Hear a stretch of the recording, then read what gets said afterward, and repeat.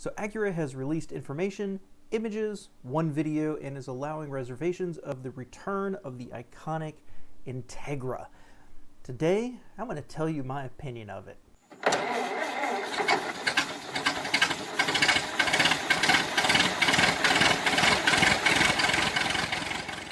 All right, welcome back to All Cars, y'all. I'm John. We're going a little old school with this video today because, well, this car's been released. I have not been invited to drive it, but I've got impressions based on what we've already seen. And today I'm going to do a little bit different. I hope you enjoy this. I'm going to talk about the exterior, the interior, of course, the platform and the engines. And I'm going to give you my positives, and then I'm going to go through it and give you my negatives on it and kind of wrap it up with my final thoughts. I'm excited about the return of the Integra. Honestly, this is one of the most iconic vehicles they had, much like the Legend back when they were introduced. And the Integra is part of the reason that Acura backed away from naming their cars and they switched to the ILX and the RLX and meaningless junk like that, because people talked about, I own an Integra, I own a Legend, not that I own an Acura. And so they wanted to build their brand. I think it was one of the biggest mistakes they could have ever made. And now they're bringing the Integra back. I love to see it. And in a lot of ways, I think they really swung for the fences on this one. It's a sharp looking car from almost every angle. From the front end, I think that the new design language they're using is really, really good looking. They got rid of the beak. I think those generations of cars are hideous. I would not own one. I don't care how cheap it is. I just don't want one of those cars sitting in my driveway. I think they're that ugly. But the new design language, I think, is really, really good looking. Now, this looks, from the front, this looks a lot like the ILX, but it's a little sharper, just a little more purposeful. I think the curves, the lines down the side are really beautiful, but the rear end is what really gets me excited. This is a really interesting rear end. Lots of shapes and texture and curves. I just think this is a really good looking rear end on the car. I'm super excited that this is also a liftback. Don't call it a hatchback. This is a liftback. So once you open that thing up, you've got a ton of cargo space in there, a lot of versatility. On the inside, I love what they've done with the interior.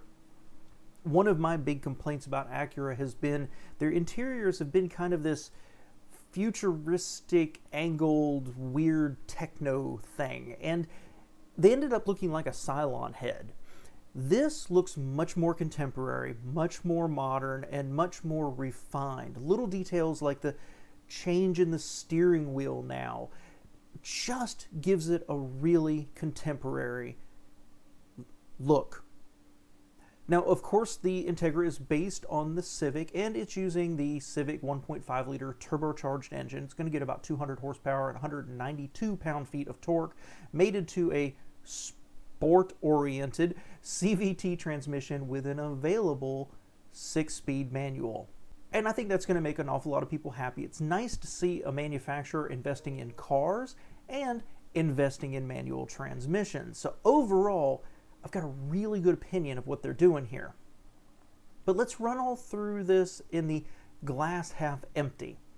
And that is that I don't love it. You know, the styling, it's really good looking. I gotta say, I'll give you a spoiler for the end here, I think I'd kind of like one of these. But the front end still continues the Acura tradition of looking like a really nice Honda, but not quite challenging some of the other manufacturers out there in terms of a wow factor, a prestige factor. Sure, Acura's going more sporty side of it, but even then, it's front-wheel drive.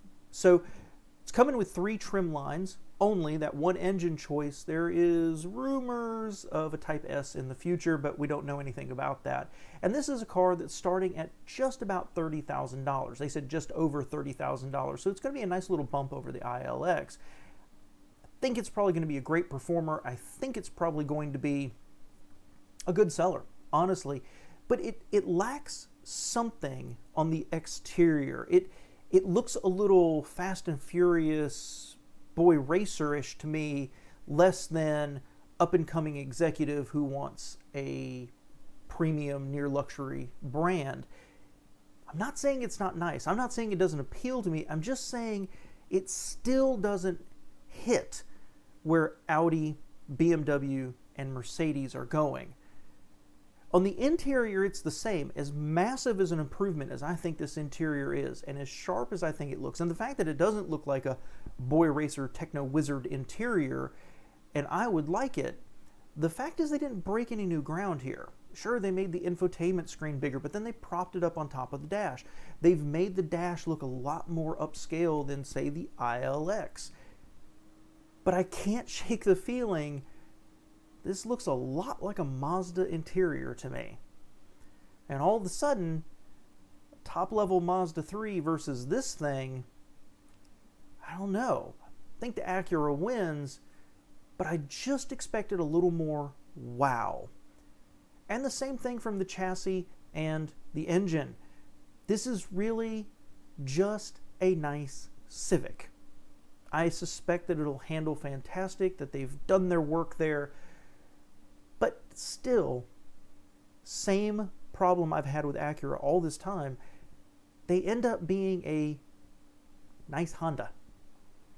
So if you're looking at this car and you're thinking it's glass half empty or it's glass half full, like the old joke goes, an optimist sees a glass half full, a pessimist sees a glass half empty, and an engineer looks and says, well, maybe the glass is just too big. And that's kind of how I feel about this car.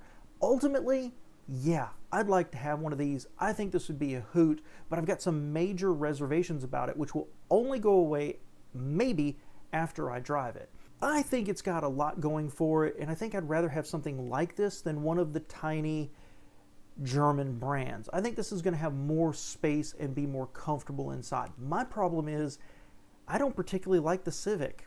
As good as a car and as respected as a car that is, it sits very low. The seats have always been very hard, at least for the past several generations, and they are unbearably uncomfortable if you have to take a drive that's more than maybe 2 hours. I had to take one, it was about a 5-hour drive in a Civic a few years ago, and literally my legs were numb when I was done. So I hope that Acura has addressed that and made much more comfortable seats, but with a sporty inclination to their cars, I'm not sure they're there. I don't know. We'll just have to see. I like it. I think it's handsome. I think it looks good. I'd love to have one in my driveway. I'd love to drive one. But ultimately, is it special? I don't know how this is going to sell. I think it's going to sell very well initially, certainly with some nostalgia, I guess, for the old Integra. But they were very clear to say this is not a retro car. Their approach to the Integra was to say, what if the Integra never went away and continued its development, and this is the latest generation? I think they've succeeded there. I really do. Ultimately, it's a really, really nice Honda. Is that going to be enough to break in and challenge some of the sales from the German brands? I don't know. We'll have to wait and see, but I kind of think it will. Let me know what you think of this car below, guys, because I'm super excited to see the Integra back. I'm excited to see where Acura is going right now. I just really am not sure that they know exactly what they are other than being a really nice Honda. Let me know your thoughts below, guys. Thanks.